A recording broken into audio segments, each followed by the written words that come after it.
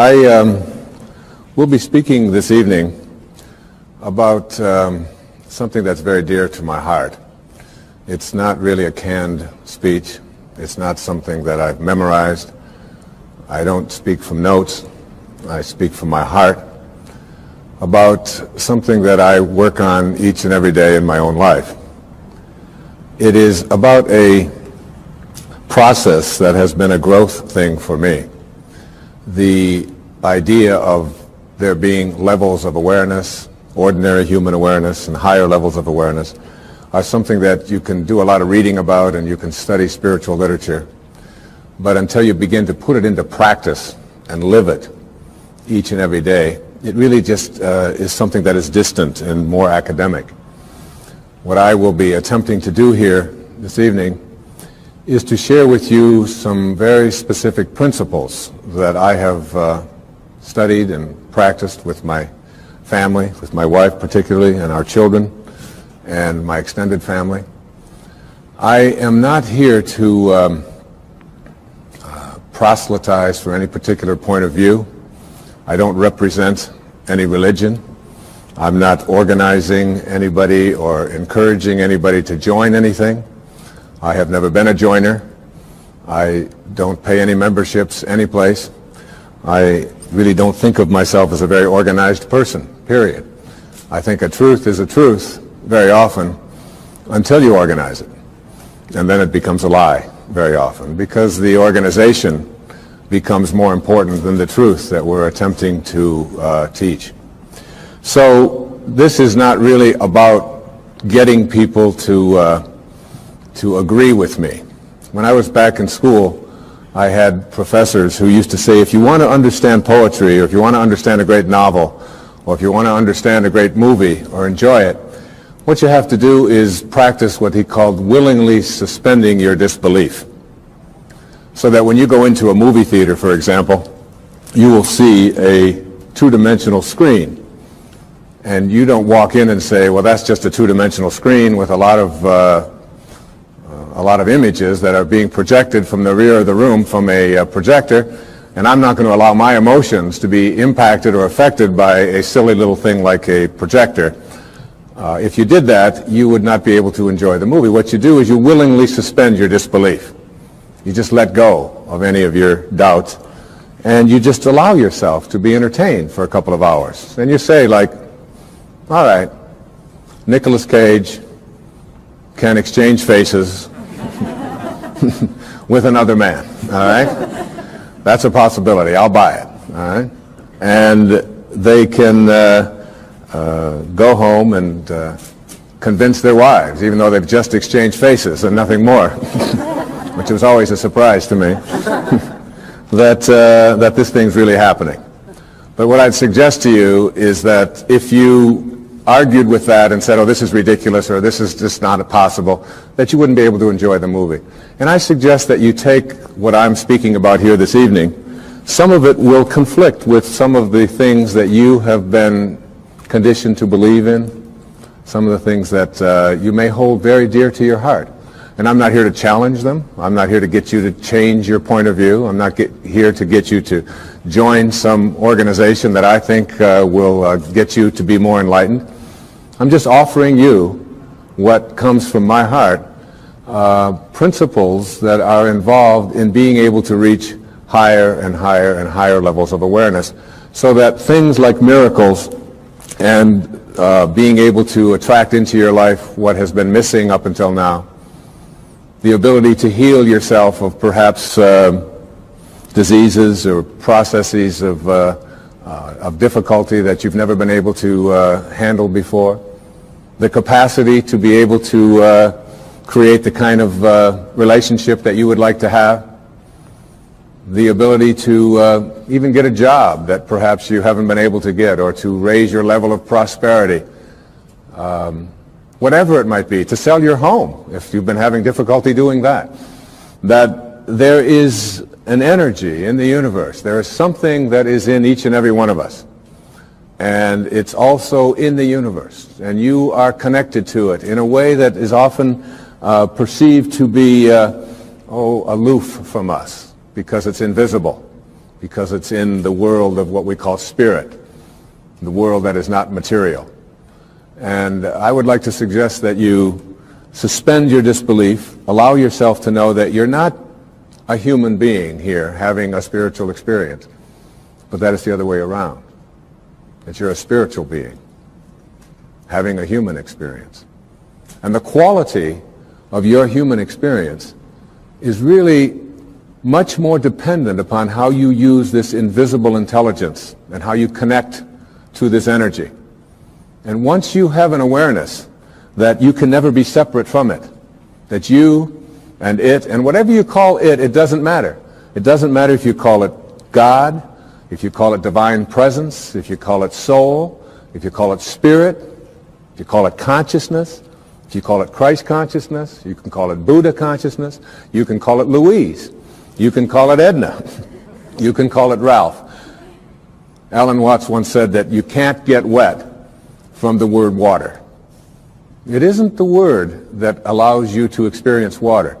And whatever it is that you call it is something that is distinct from what it is. When I was walking in here this evening on these beautiful grounds, I saw some people looking at the flowers and the different plants that were growing. And as they were looking at them, there was one person who was obviously an expert, a botanist of some kind, and he was trying to explain to each one of the people what the name was, the technical name for each one of the flowers. And I was watching that and thinking, it doesn't matter what you call it. Can't you enjoy? Look at that thing. It's orange, and it just came out of nowhere. There's something very profound about enjoying it and being there with it, rather than being obsessed with labeling it. There was a very famous Danish theologian. His name was Søren Kierkegaard. He once said that once you label me, you negate me.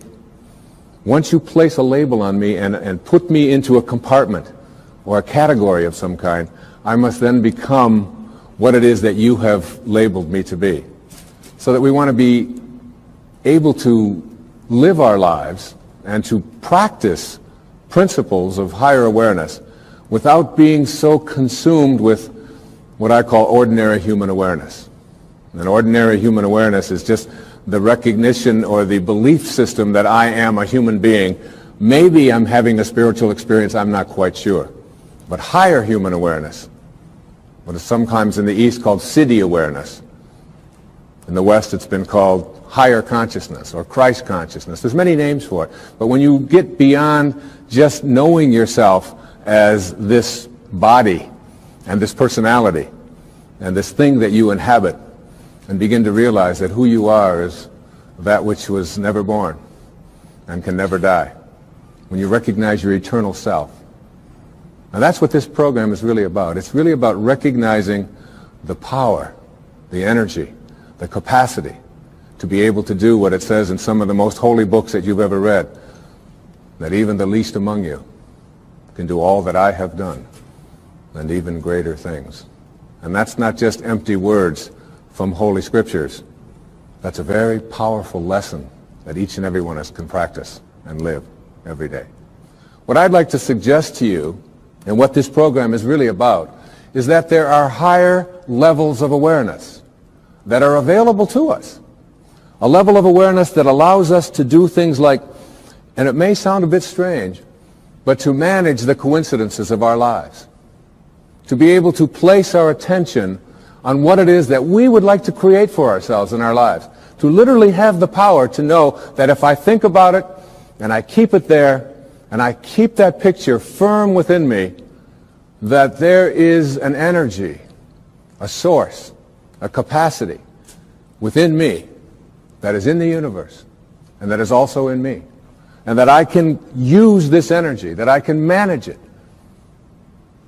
There are many ways to get the things that we want for ourselves in our lives. But basically, it all begins with how we choose to think. As you think, so shall you be. 7 little words that I think are perhaps the most important things that we can learn and master in our lives. This old proverb notion that I become what I think about all day long. And once you know that what you think about is what expands, you start getting real careful about what you think about. You don't allow your thoughts to be on anything that you don't want or that you wouldn't want to have manifest or show up for you in your life. Emerson said, the ancestor to every action is a thought. And you can look at every spiritual tradition, whether it's Eastern or Western, whether it's ancient or modern, whether it's civilized, quote, or uncivilized, quote, whether it's tribal, and there is in all of these persuasions this idea that inside each and every one of us, in a place that is not material, in a place that has no dimensions, in a place that has no boundaries, that in each and every one of us, we have this power, and we have this intelligence, and you can never see it. I've often said that when you die, if you're going to die, and 5 minutes before you're ready to leave, they weigh your body. And let's say it weighs, oh, let's pick a good number, 150 pounds, all right? And then life leaves your body. And they weigh your body instantly after you're dead. And it still weighs 150 pounds. So that your body weighs the same alive or dead before it begins to deteriorate. And if that's the case, then your life, this thing that leaves your body and your body still weighs the same, is weightless. Your life is weightless. You can't put a dimension on it. You can't put a measure on it. Who you are is that life. And that life is not in the dimension of material. It's like if I want to wiggle my finger, I just have to have a thought. And the thought says, I think I'm going to wiggle my finger. And then I do this, and you say, well, that's really no big deal. But it really is a big deal. Because there's something invisible in here that says, I'm going to wiggle my finger. I've never seen that. I've never been able to, you can put that under an x-ray, you can try to measure that and find out what it is in there that allows you to say, I'm going to wiggle my finger, and you can never find it. It's not in this world, if you will. So I can do all the scientific studies, and what I can do when I do these scientific studies is I can find the command center inside of me. And I can go to the brain and I can point to a specific point, and scientists can do this and say, there's the command center which allows you to have a thought, I think I'm going to wiggle my finger. But there's no computer and there's no scientists and there's no technology that can ever allow us to go inside and say, there's the commander in the command center. Can't find it. And that commander in the command center, that weightlessness, is the part of us that we just don't pay enough attention to. And what I'd like to suggest here this evening is that once you start becoming aware of the power of thought, and if you look around, just look around you at everything that you see, it all began with a thought. We become what we think about. And that is probably one of the most important principles in learning to manifest. But in my mind, as I think about this idea of getting what you really want and being able to attract it into your life, what we have to look at is basically the obstacles that we have conditioned ourselves. And you notice I say that we have conditioned ourselves, because I have never believed that we need to be putting the responsibility on someone else. If you're conditioned, it's because you have allowed yourself to become that. And if we are conditioned, if we've conditioned ourselves to believe certain kinds of things, and one of the things that we kind of believe and hang on to and live with is this whole idea that all of the things that happened to me in my past are what are keeping me from doing what I'd like to do today. So we hang on to these things and we fill ourselves with blame. We say, I'm the middle child. I'm the youngest child. I'm the oldest child. You know, I'm an only child. Any one of those is a great excuse. You know, if you're the youngest child, you can say, well, you know, how could I be making decisions for myself and be a fully functioning person today when I always had somebody else telling me what to do my whole life? How could I think for myself? If you're the oldest child, you can simply say to yourself, well, how could I be expected to think for myself? I always had to think for somebody else. I was always doing it for somebody else. And that leaves the middle child, you know, the classic identity crisis. Oh, poor me. My mother didn't even know my name. She's always calling me by this one's name or that one's name. So I don't know where I fit in. So that takes care of everybody except the only child. And of course the only child, well, your parents looked at you and said, we won't be doing that again. Huh? You have to live with that, I don't. Huh? So everybody with their birth order, or with their mother liked their sister better, or that we had enough, or we didn't have enough, or we had too much, or we lived in the north, we lived in the south, I'm too tall, I'm too short, I've got too much hair, I don't have enough hair, it's falling out, it's not falling out, whatever it is, we all have these excuses. And I call all of these things that we hang on to and use to keep ourselves from reaching these higher places in our lives, the wake. I call it the wake. And the wake is, comes from a story that I heard Alan Watts tell one time, and it was a very powerful story. He said, your life is like a boat, and it's heading up the river at, say, 40 knots. All right? And as it's going, you are somehow able to metaphorically stand on the stern, the back of the boat, and look down into the water. Now there goes your life in this direction, and you're standing here and you're looking down into the water. And you ask yourself these three questions. The first question, what is the wake? What is it? What is this thing that you see? And the answer, the wake is the trail that is left behind. That's what it is. Nothing more, nothing less. It's the trail that is left behind. Second question to ask yourself in this little metaphor, what's driving the boat? What's making this thing go in this direction? The answer, the present moment energy that's being generated by the engine. And nothing more. That's the only thing that's making the boat go in this direction. And in this little scene, this means it's the present moment thoughts that I have and how I am using them that is making my life go in this direction, and nothing more.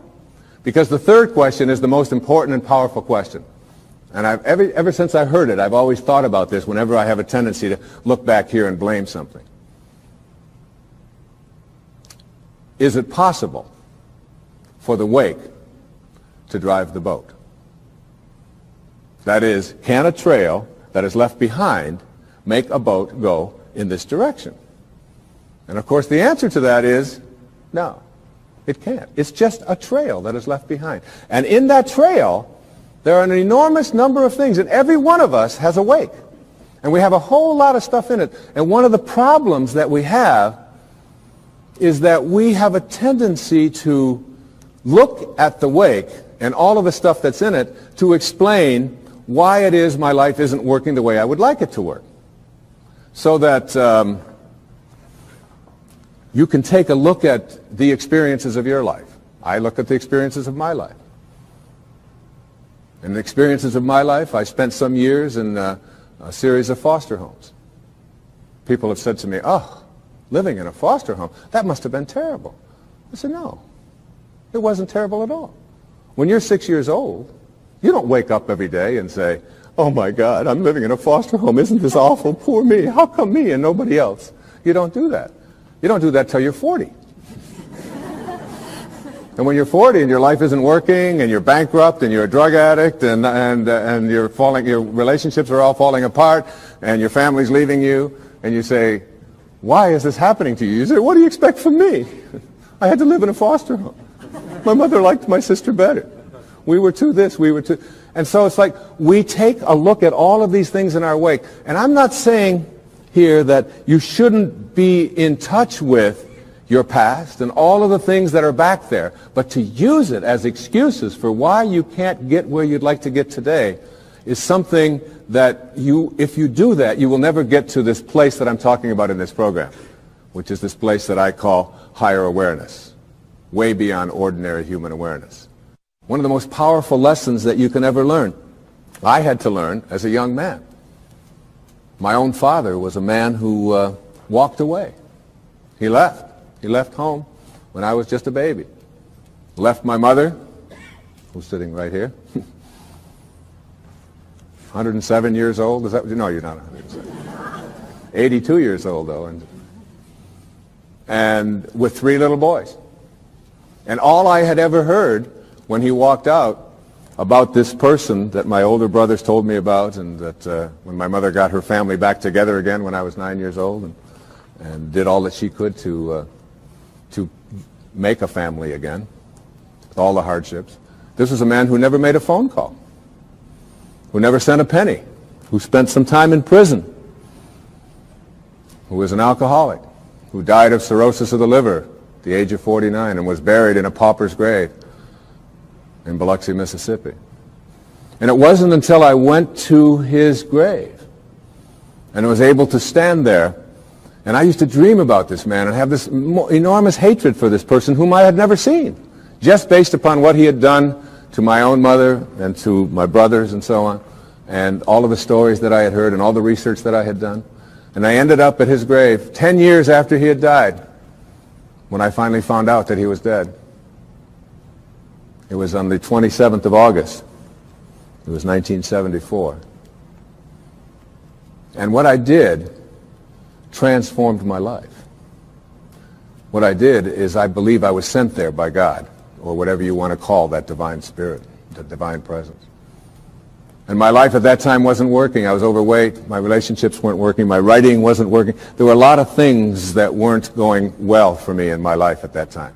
Not badly, but they weren't going at the level that I knew I was capable of getting to, because I was filled with this hatred, this anger, this bitterness. And so what I did is I stood there on his grave, on this little marker in the ground, and I said, from now on, I send you love. I forgive you. Mark Twain said that forgiveness is the fragrance that the violet sheds on the heel that has crushed it. And once I let go of that anger and that hatred and all of my attachment to the bonding that I had done with these wounds, and let go of that and cleared that out of my life, my writing began to take place at a much higher level. In fact, I wrote Erroneous Zones in very, very short time after that. I began to get myself back in shape. I began to eat better. I began exercising, got my weight down, and the people that were supposed to come into my life, like my beautiful wife, who sits here with me this evening, and all of our children, some of whom are here this evening, all of it was allowed to flow when I released that energy of negativity and blame and hatred. They say that you never die from a snake bite. It isn't the bite. And you can't be unbitten. It's in the wake. What kills you is the venom that continues to pour through you long after the bite has taken place. And that's something we have control over and we can change.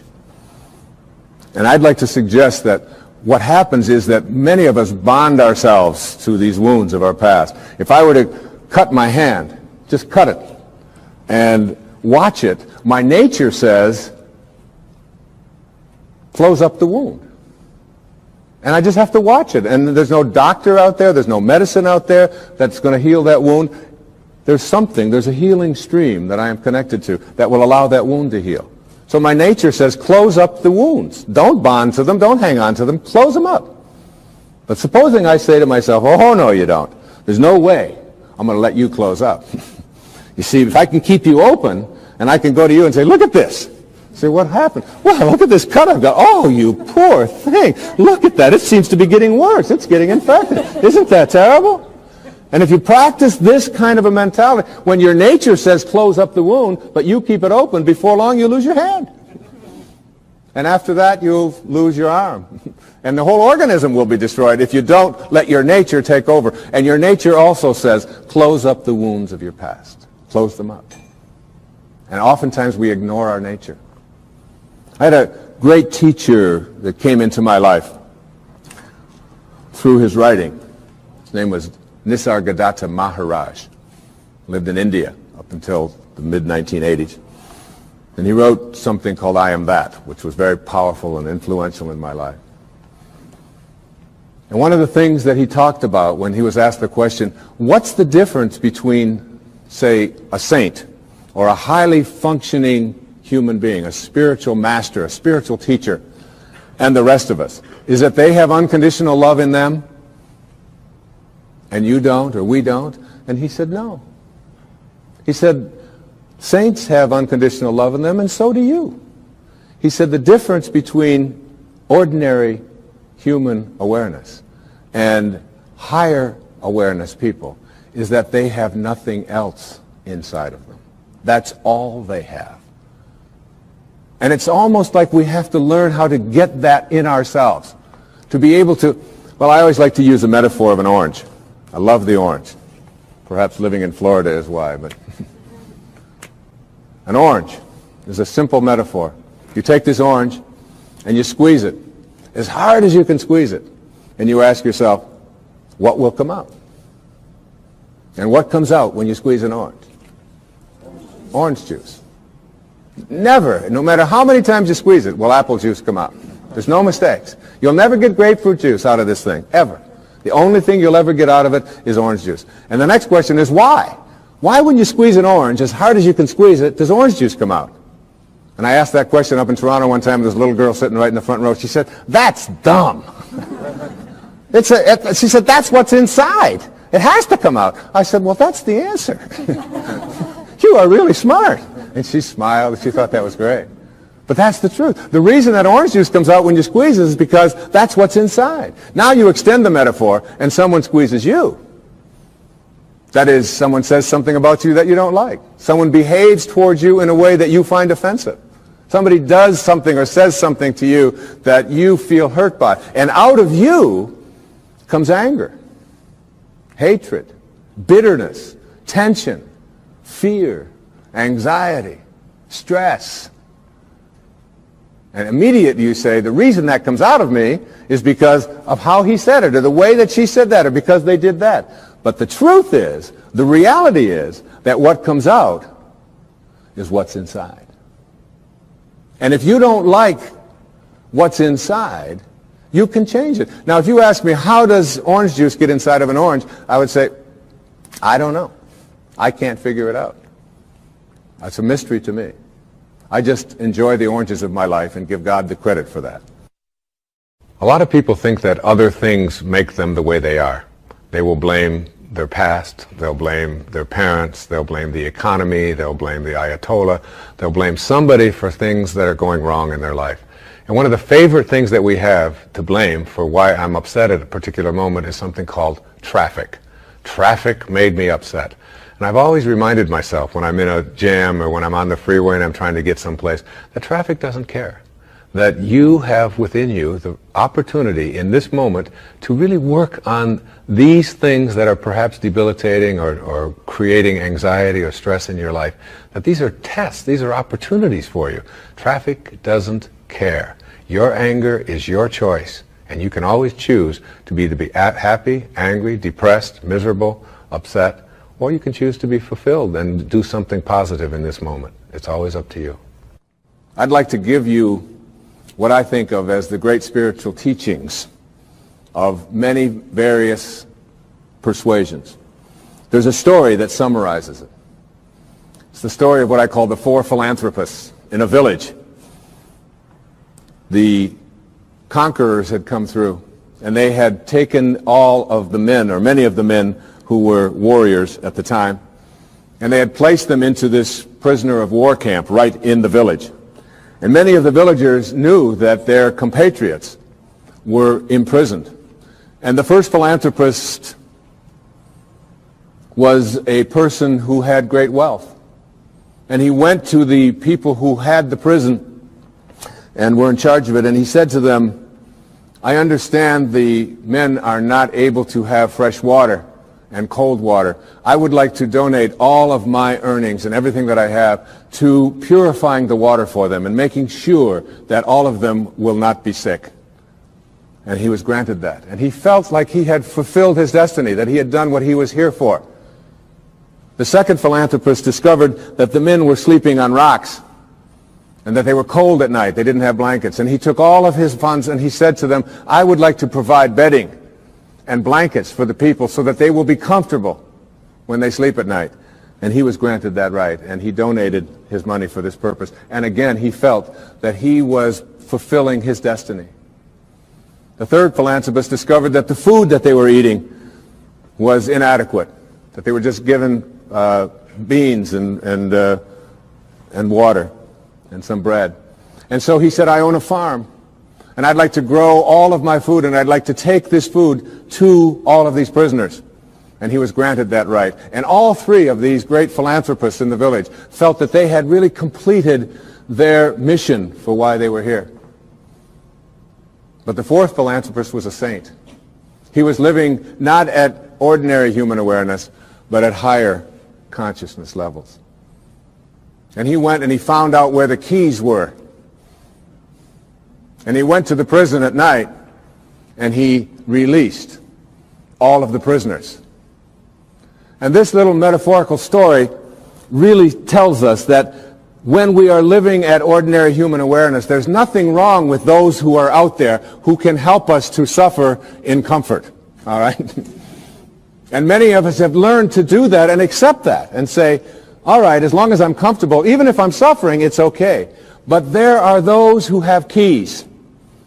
And those keys can open the prisons. One of the great teachers in my life was Carlos Castaneda. And Castaneda talked about his teacher, who was what they call a nagual, a Native American term that refers to all that is knowable. And his teacher told him that your life is like being born into a room, a mansion, if you will, that has 1,000 rooms. But you're born into one room.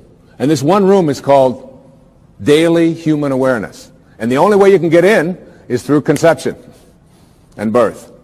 You're in. And the only way you can get out, we are taught, is to die. So we spend our lives in this mansion in one room, even though there's 999 other rooms. We don't know how to get out into those rooms unless we die. So we wait to die. And what his teacher told him is, I can teach you how to get out of the room of daily awareness and into the other 999 rooms. And if you stay with me and learn all that I have to give you, I can teach you how to get out of the house altogether without having to die. And what we have to do in order to get to that place where we can take the keys and unlock the self-imposed prisons, or the prisons that we have given ourselves on the basis of what we have come to believe is our limitations, what we can and can't do. We have to let go of that. And I call it rewriting our agreement with reality. We literally have to make a whole new contract with what it is that I perceive to be what is possible for me. And in order to do that, we have to shift out of the things that we have come to believe in, and everything that you came to this program watching tonight that you believe in was handed to you by someone else outside of you, was handed to you by the experiences or testimony of someone in the past, and because it comes from outside of you, there is still an element of doubt. And this element of doubt isn't bad, but it keeps you from reaching higher levels, because what you think about is what expands. And if you're thinking doubt, then doubt is what expands. William Blake said, if the sun and moon should ever doubt, they would immediately go out. So how do we get past what we believe in, or what has been handed to us, and still honor it and be grateful for all of the teachers and all of the people who have come before us? So what we have to learn to do is let go of that tribal consciousness and shift to what I call a knowing. Now, there's a big difference between what you believe and what you know. Everything that you know is something that you have made conscious contact with. Conscious contact. So there's nobody out there watching. There's nobody in this world who knows how to swim, who learned it by somebody else telling them that you can swim, or by watching Mark Spitz go through the water, or by observing other people doing it. You may remove some of the doubt, but you will never know how to swim until you get in the water and blub around a few times and then do it. And then you'll have a knowing. And that knowing is something that you'll never lose, just like riding a bicycle or dancing the Macarena or making a lemon meringue pie or anything that you know how to do. It's because you've made conscious contact. And I'd like to suggest that there's a big difference between knowing about a divine presence, knowing about a sacred awareness, knowing about God, and knowing God. There's a big difference. Just like there's a big difference between knowing about the possibility of being able to heal myself of something that is bothering me, perhaps a disease process. I perhaps may believe that it's possible because I've read other people and I've heard others say it. And I've read the testimony and I've listened to the tapes and I've gone to the seminars. But until you have made conscious contact with it, you'll never know it. And I'd like to suggest there's a wonderful poem. I'd like to share this poem with you. It's written by a wonderful woman. Her name is Valerie Cox. And she lives up in Seattle, and she's written quite a bit of poetry. This particular poem really speaks to me to the difference between what you know and what you believe in. Immerse yourself in these words. A woman was waiting at an airport one night with several long hours before her flight.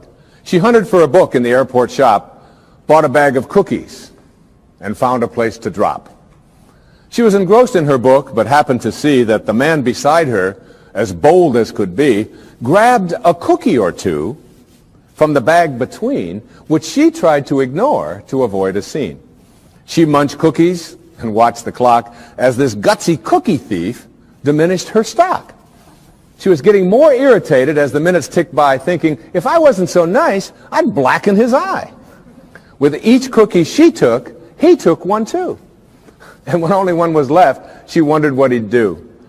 With a smile on his face and a nervous laugh, he took the last cookie and broke it in half. He offered her half as he ate the other. She snatched it from him and thought, oh, brother, this guy has some nerve, and he's also rude. Why, he didn't even show any gratitude. She had never known when she had been so galled, and sighed with relief when her flight was called. She gathered her belongings and headed to the gate, refusing to look back at the thieving ingrate. She boarded the plane and sank in her seat, then sought her book, which was almost complete. As she reached in her baggage, she gasped with surprise. There was her bag of cookies in front of her eyes. I love that. I love that. If mine are here, she moaned with despair, then the others were his, and he tried to share. Too late to apologize, she realized with grief that she was the rude one, the ingrate, the thief, the cookie thief. And all of us in some ways are cookie thieves. I have 8 beautiful children. Our youngest little girl's 8 years old. One of the things that you do when you become enlightened and become a guru, like me, that'll be the day, is when we place something that is important to know where it is, we practice mindfulness so that we never misplace anything. So obviously, having reached this exalted level of awareness in my home with my 8 children, I never misplace anything. So I place my keys right here in a certain spot. But my little girl has this wonderful habit of taking my keys and hiding them on Daddy in the morning so that she can watch me flip out as I look for the keys. And I'll say, Sage, how many times has Daddy told you, don't hide my keys in the morning? Daddy, you told me not to do it. I don't hide your keys anymore. Come on, where'd you put my keys? The last time they were in your dollhouse, where did you put it? Daddy, you told me not to do it. And then, of course, my 12-year-old daughter, Serena, loves to just assume this stance. She's watching me raise my voice. She'll say, I wonder what all those people would think of Mr. Positive if they could see him right now. Get lots of reminders. So I give up. I say, look, when I come back out here, I want those keys here. And I go back and I get my clothes on and I reach in my back pocket, and there are my keys. Right where I had left them the night before, in my pocket. And there's a fine line, I think, between being a guru and being a jerk. All right? And I probably crossed that line more times than I should be admitting here on television. But this idea of being a cookie thief and creating a knowing is something. I did a benefit along with my wife a couple of years ago with a man on Maui whose name is Michael Knopf, who had been injured in an accident. He's a quadriplegic or paraplegic. And at that meeting, when it was over, there was a man who lived on another one of the islands who was known as a kahuna, a healer, an ancient healer from Polynesia. And he was introduced to me, and he said that was a nice talk and so on. And I said, how do you get to be a kahuna? You know, do you take Kahuna 101? I mean, what courses do you take? How does this work out? And he said, no. He said, kahunas are raised to have no doubt. To have no doubt. To have a knowing. And he said, when a knowing confronts a belief in a disease process, the knowing will always triumph. And that knowing is something in which you say, you are healed, and healing takes place. One of the great stories of knowing is, again, with our little girl, Sage, who we were spending the summer in our summer home, and we went to visit this dermatologist. And Sage has had this thing called flatwarts for the last, since she was 2.5 years old. From 2.5 until 7, which is over 4 years, she had these flatwarts, and not only did she have them around her face, around her mouth, and around her nose, but they were getting worse. They were moving up, and they were getting up around her eyes and so on, and we noticed that they were getting progressively worse, even though all of the places that we had taken her had said, they will go away. She'll outgrow them. But it didn't seem to be that way, and they always said it would be a few months. Well, years had gone by, and she still hadn't. So we were over at my friend's, this dermatologist in Kihei, and I said, Kenny, as long as we're here, would you mind taking a look at Sage? And my wife was there, and he took these big white light, and he put it in her face, and he said, you've got flatwarts. She hates that term. She never wanted to call them flatwarts. She calls them her bumps. All right? She just called them her bumps. So he said to her, but the good news is that when you get married, you won't have them. Well, she's 7.5, going, oh, who is this dork you've got me talking to now? And then he said to her something. He said, you know, we can't burn them off, and there's no medicine that we can give them. But he did say something to the effect that the ability to rid yourself of these things is within yourself. And that if you can call upon that healing capacity in you and begin to talk to these bumps in a way in which you ask them to leave, that you have a much greater chance of getting rid of them faster than anything that I could give you, and we certainly can't burn them off because we might scar your pretty face. And that's basically the message that he gave us. I'm paraphrasing it. So we went back that night to where we were staying, and there was a whole bunch of kids there, as there always are when we're staying, and all of their friends were there. And we walked into the bedroom, and it was late at night, and over in the corner, on her air mattress, was Sage. And she had the blankets pulled up over her head, and she had a flashlight underneath the blankets. And I went over and I lifted up the blanket. I said, honey, is everything all right? She said, shh, I'm talking to my bumps.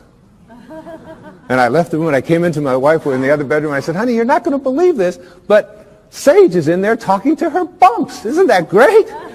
The next night we did the same thing. That was the second night. The third night, the same thing. Now that was on Friday. This happened on Monday. On Friday, as God is my witness, on television, every single one of those bumps was gone and has never reappeared since. A knowing.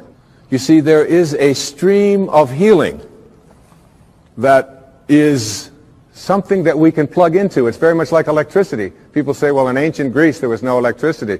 There was electricity. We just didn't plug into it. That's all. And there's a stream of healing. And when we go into that stream of healing with a knowing, we go to a higher level within ourselves. And we don't allow any doubt in. Basically, in every single one of us, every human being out there, there are two of us. There's two people. The first person in each person is called the ego, or I call it the ego. E-G-O. Earth guide only. All right? This is the part of us that says, who I am is separate from you, separate from God, separate from my environment, and therefore I'm in competition with, and my value is based upon how much I get, how much my stuff is worth, how much better looking I might be, or how much more attractive I might be, how much more money I might have, the value of my possessions, and so on. What is mine? So it's not mystical awareness which says I am connected. It is that individual lower level of awareness which says my ego. This is mine. Also in each and every one of us there's another person. And this other person is called what I call the sacred self, or the higher self. And this sacred or higher self really doesn't care how much you get. It doesn't care who you're better than. It doesn't care how much stuff you have. It's not interested in any of that. The problem is that we very seldom listen to it. We pay very little attention to it. This higher or sacred part of us wants only one thing. It wants us to be at peace. At peace. Whatever choice you make in every interaction you have, make the choice to be at peace, your sacred or higher self says. Whereas your ego says, oh, no. It's much more important to be right. And so we find people in relationships struggling a lot. And one of the things that they struggle about is who's right and who's wrong. Most of the fights that you have in your relationships really basically, oftentimes you forget the details. But it's basically about who's right and who's wrong. So that if you want to have your higher or your sacred part of you ruling in your life, I suggest this to you. Practice being kind rather than right. When you have the choice. And you have the choice in your relationships with your spouse and your ex-spouse, with your parents, with your grandparents, with your in-laws, with strangers on the freeway, with flight attendants, with waiters, with whomever you interact. If you can just subdue this ego part of you which says, it's important for me to be right, which will introduce you to stress and anxiety and fear and so much of the stuff that I talked about earlier, and instead say, how can I suspend this part of me and allow the part of me that wants to be at peace, that wants to be happy, that wants to be fulfilled. And if I said to you, I'm going to give you a magic wand, and with this magic wand, I am going to allow you to just wave it and get anything that you want. Whatever you want. You can have this, you can have this car, you can have these nice clothes over here, you can have this home, whatever it is. Or I said to you, in lieu of that, I'm going to give you another wand, and you can wave this, and for every moment for the rest of your life, you'll be at peace. Whatever comes along, you'll be able to choose peace. And basically, we know that we're only here for a very short time. And being able to choose peace, which is what the sacred part of you begs you, the higher self. Once you get that, you begin to shift away, and you stop telling yourself that the people who are close to me, in relationship with me, are the people who don't belong there. I remember my wife and I, we often talk about this, and we've been together a long time. We've had many children together, and we have a very wonderful, loving relationship. Thank you. But we'd often, and one time I said to her, or she said to me, you know, we love each other, but this doesn't sound like love. Sometimes the way we talk to each other doesn't sound like love. Let's practice with each other, being kind rather than being right. And it was transformative that when we had that walk. And doing that with your children, and doing that with a waiter. I mean, a waiter who comes to you and is like, you know, hassled and frazzled and has been busy and all of that, and your ego says, wait a minute, I'm here and I'm important, and I have a right to be served, and I have a right to be served now. That's the ego part of you. If you can suspend that and say, you know, you are a lucky man tonight. You got somebody who's dealing from his sacred self. And I understand. And you take your time, and you come to me, and you bring it at your convenience, whenever you can. I'm willing to suspend and you know what? You'll get served so fast and with such gratitude just for being kind, if you practice it. Every single one of us are in relationship, whether it's with our husbands and wives, with our ex-husbands and wives, with our children, our grandchildren, whether it's with people we drive along the freeway next to, whether it's with waiters and waitresses or baggage handlers or flight attendants or people that we are in line to get into the movie. We're all in relationships, and we interact with each other all the time. And probably the best lesson that I've ever learned in my life about how to be in a relationship in a way which is powerful and happy and fulfilling is to remember this sentence. When you have a choice, and you always do, to be right or to be kind, start picking kind. The ego part of us wants to be right. How dare you not serve me as fast as I think I deserve to be served? How dare you say something to me? And immediately we want to make that other person wrong and make ourselves right. But there's a part of each one of us that wants to be happy, wants to be at peace. And that part of us says, it doesn't matter whether you're right. It doesn't matter about your ego. All you want is to be at peace, so pick kind. This kind of an attitude, if we had more of this, not only in our own personal lives, would we improve virtually every relationship we have with all of the people closest to us and all of the strangers we interact with. But on our planet as well, we would begin to understand the wisdom that on a round planet, there's no choosing up sides, that we're all one. We're all breathing the same air. We're all drinking the same water. We're all being warmed by the same sun. And as they say, as the Native Americans used to say, no tree has branches so foolish as to fight among themselves. It applies in your relationships, and it applies as a people as well. I've often said that in any relationship in which two people agree on everything, one of them is unnecessary. So it isn't about getting somebody who's just like you. In fact, your soulmate is the person that you have a lot of difficulty with. Your soulmate's the person you can't get rid of. They just keep showing up. You say this, they say that, and there they are, they're back again. And they never go away. They keep showing up in your life. And everybody has these people. These are our greatest teachers, because anybody in your life who can push a button and send you into a frenzy is the person who's your greatest teacher. You know why? Because they teach you that you haven't mastered yourself at this moment. You don't know how to choose peace. In A Course in Miracles, there's a wonderful line that says, I can choose peace rather than this. Whatever it is, I can choose peace. My soulmate, my wife, is one of my soulmates. I mean, she knows how to push those buttons. She's really good at it. And she's one of my greatest teachers. I remember saying to her one time, honey, do you love me for who I am or for what I've been able to do for you? I just want to, she said, that you call yourself a spiritual person? I can't believe you would even ask a question like that. She said, I don't love you for what you can buy for me or what success that you've had or where you are on any bestseller list. I love you for who you are. And I will always love you. I said, well, I was just asking. I said, what if I was just Joe Sixpack? You know, and I was just bringing home, you know, a meager salary and so on. She said, I will always love you for who you are. She said, I would miss you. But I would always love you. She knows. She's got that. You know. And all of us have soulmates. My daughter Serena, who's just turned 13, my teeny bopper. She came home from school one day. She said, there's a rumor in our school. She saw somebody had seen me on television that you actually wrote a book about how to raise children. Tell me it isn't true. I said, honey, you can come and hear me speak. Would you like to come and hear me speak? I said, people actually pay to hear me speak. She said, why? I mean, she's got that, all right? But her soulmate is her sister Summer, who is now almost 15.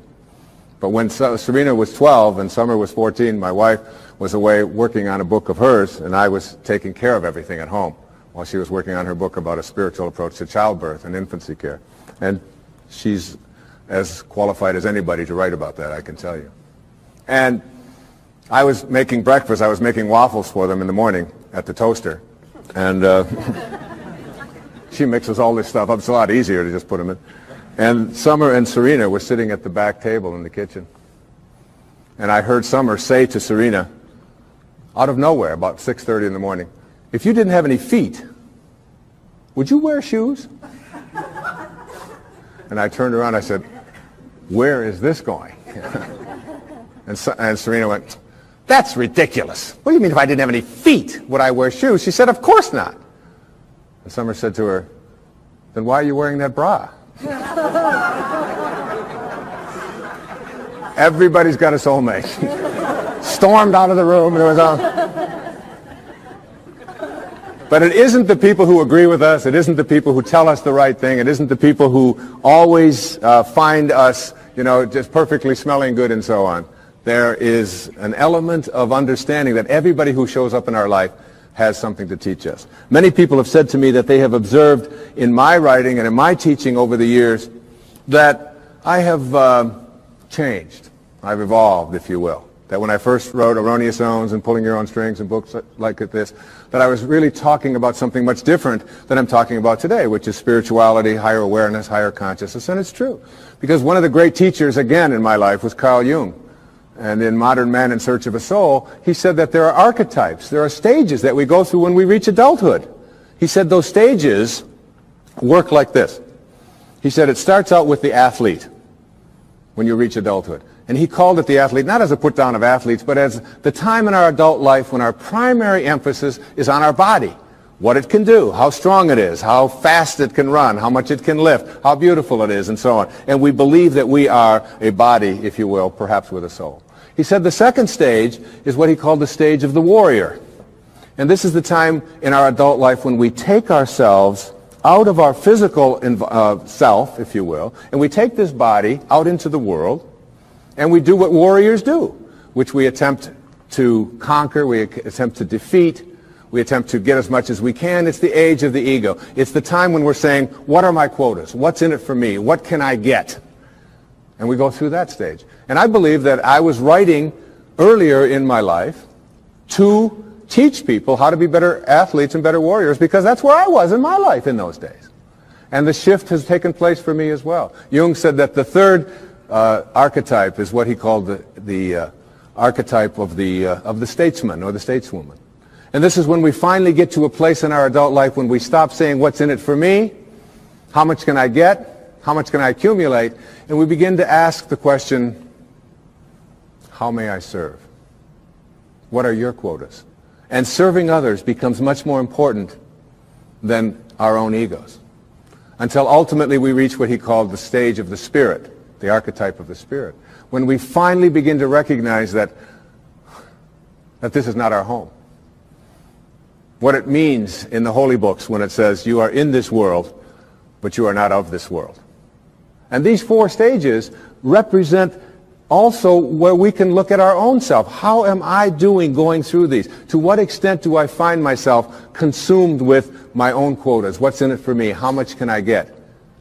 And ask ourselves that question as we begin to interact and deal with other people. Being able to manifest, being able to attract into our lives what it is that we'd like to attract into our lives boils down to a formula that I'd like to share with you here this evening. And this formula is one that everyone that I know who is able to get things into their life practices this.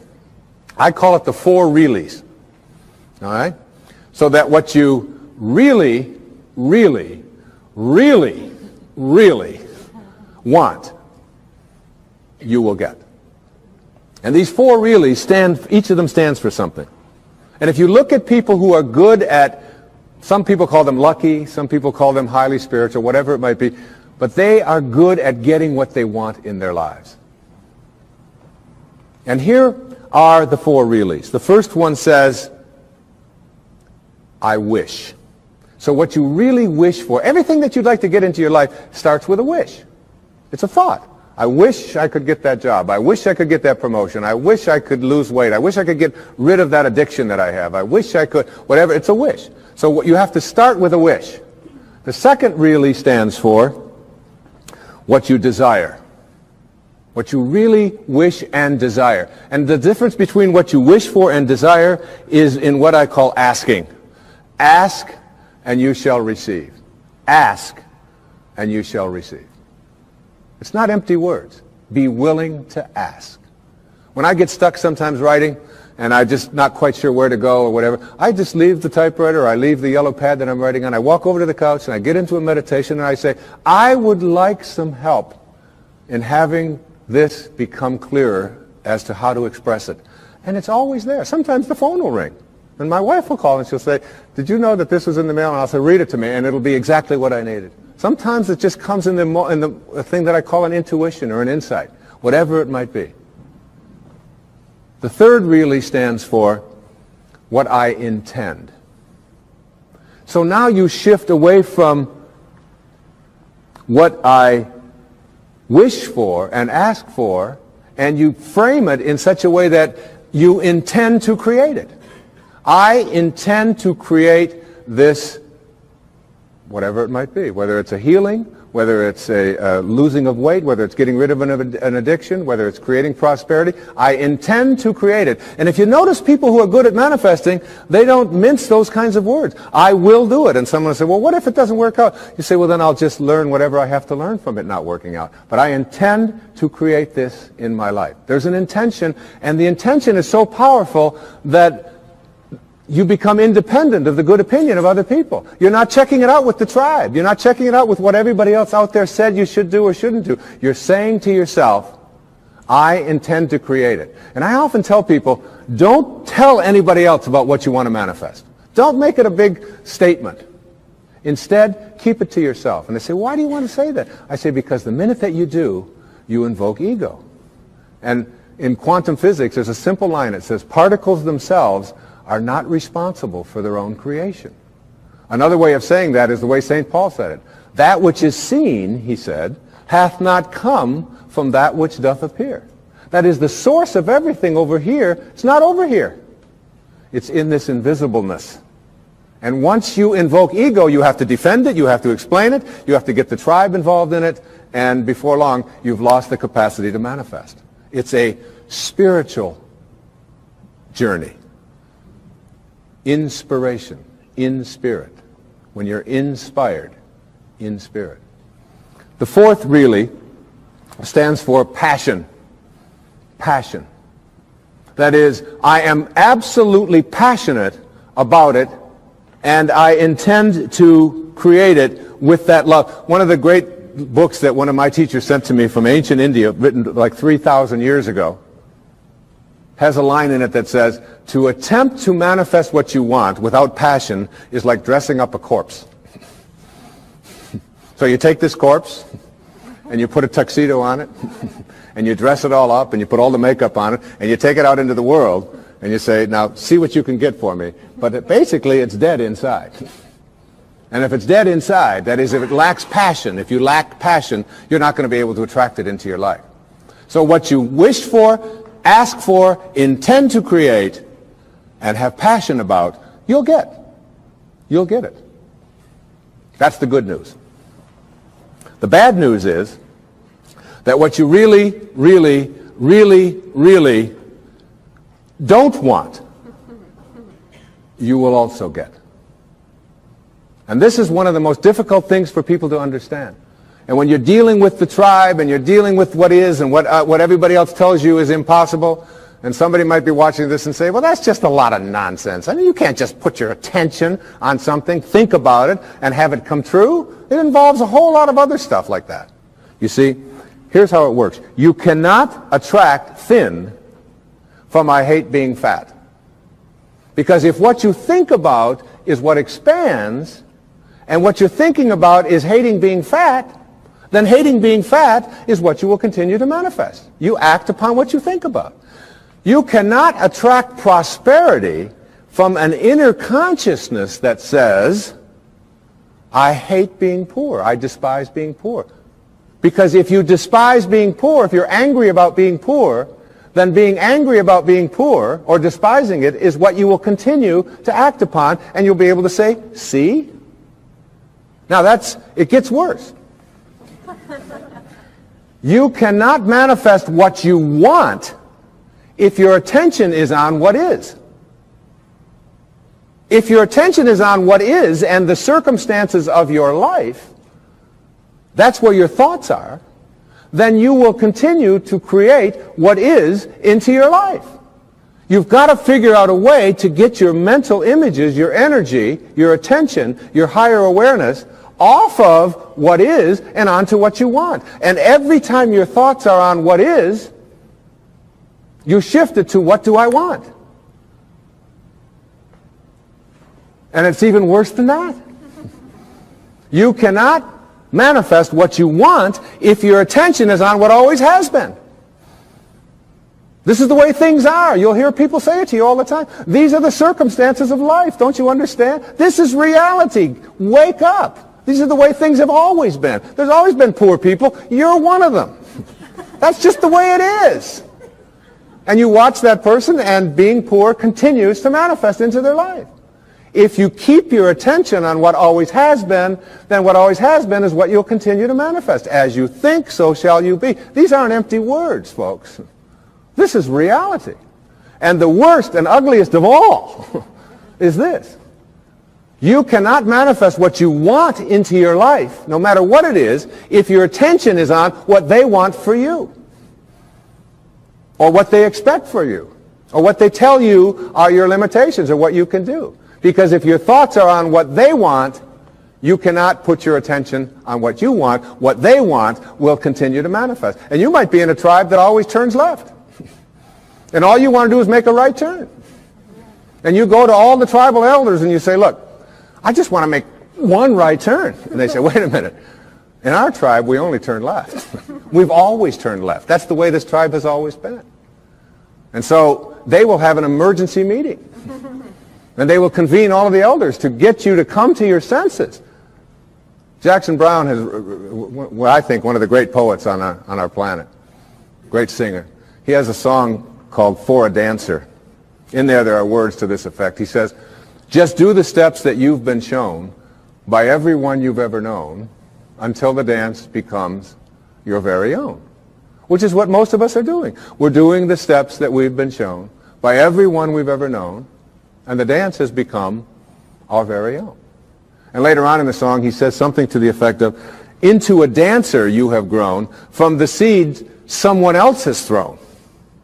Go on ahead and throw some seeds of your own somewhere between the time you arrive and the time you go home.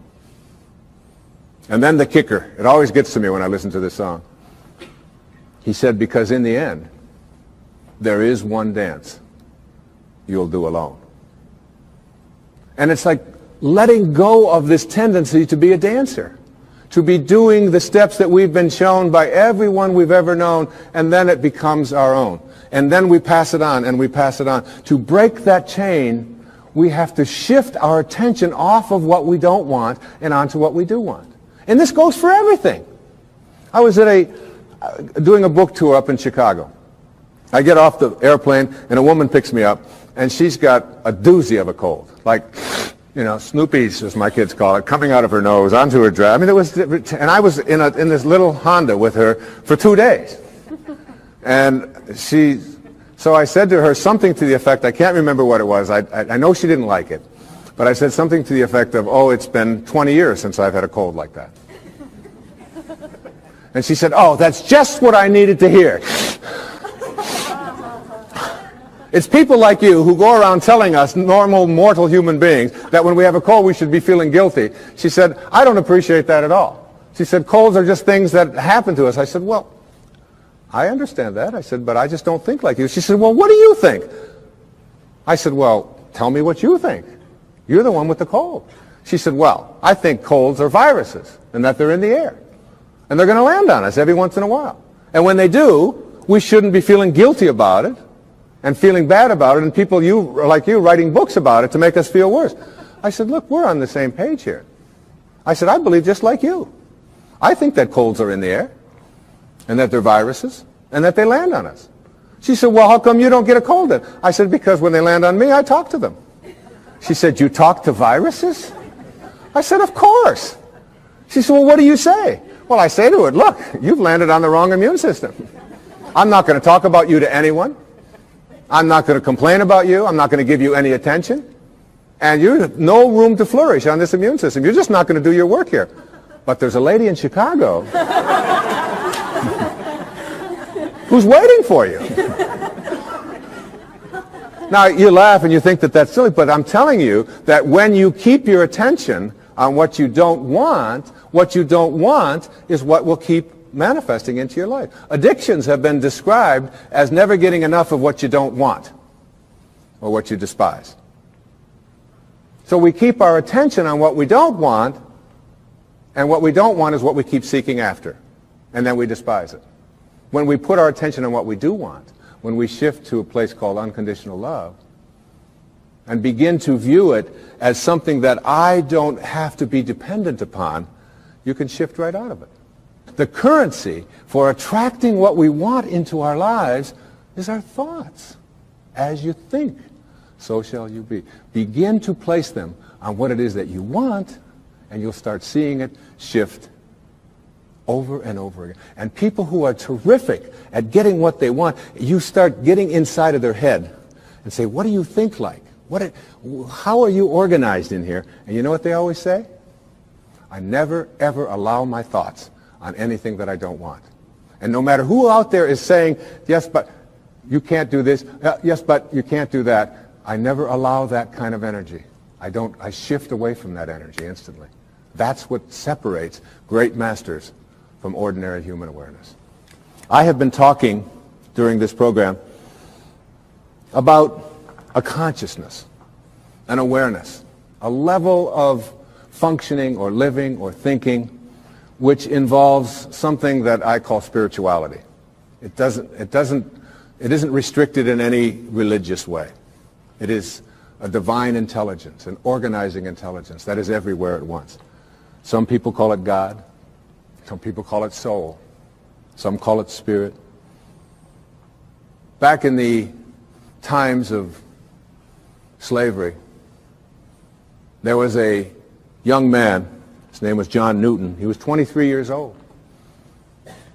And he had what is called in Japanese it's called, excuse my Japanese, but it's called satori. I'd love to say that. Satori, S-A-T-O-R-I. And it means instant awakening. The idea that you can create something in your life now. In Zen, they have a proverb that says, when the student is ready, the teachers will appear. So it's just being ready. And so you don't have to go through this long, involved process to get to enlightenment where you get it 5 minutes before you die. Instead, you can have it when you are ready. The Native Americans, they have a word called natohi in the Aleut Indians. Natohi. And it means great seeing. Like I don't see, and boom, there it is. I see. And it's like in a dream when you just have this awakening, this light goes off and you just know. It's intuition, if you will. Intuition has been described as, if prayer is you talking to God, then intuition is God talking to you. It's like hearing that voice, and you know it. And John Newton, this 23-year-old sea captain, had a ship full of human cargo that he was bringing from the west coast of Africa to the New World as slaves. And he had this satori, this awakening. And in this moment of awakening, he realized that what he was doing was horrible and defenseless in terms of his own inner sense of morality. And he wrote down on the envelope the words to a song he called it Grace. I once was lost, and now I'm found. And it was grace that taught my heart to feel. It was grace that brought me home. He shifted away from his material world and his being a warrior to being a spiritual being in an instant, which is available to every single one of us. And he wrote these enduring lines. And I have asked my beautiful 16-year-old daughter, one of 6 beautiful daughters that I have. Her name is Sky, and she's just 16 years of age. And she really, in my heart, I've often said to my wife that Sky is just about one of the nicest human beings I've ever known. The fact that she's my daughter, I know may sound like it's prejudice, but this is a person who comes every night and says, I love you, to not only my wife and to myself, but all of her brothers and sisters, who is kind beyond anything I could ever imagine. And from the time that she was a baby, just this high, she always knew what she wanted. She knew. She didn't believe, she knew. I'm going to be a singer. And I'd say, well, Sky, you've got to go to, you've got to study this. She said, no, I'm going to be a singer. And she would never hear of anything to the contrary. And if we were walking through a mall and someone would say, and she'd be 2 years old, up to my knees, and someone would say something to her, she would just sing a song for them. And she'll do it at any time. She had that knowing. She really, really, really, really, with passion, has always known it.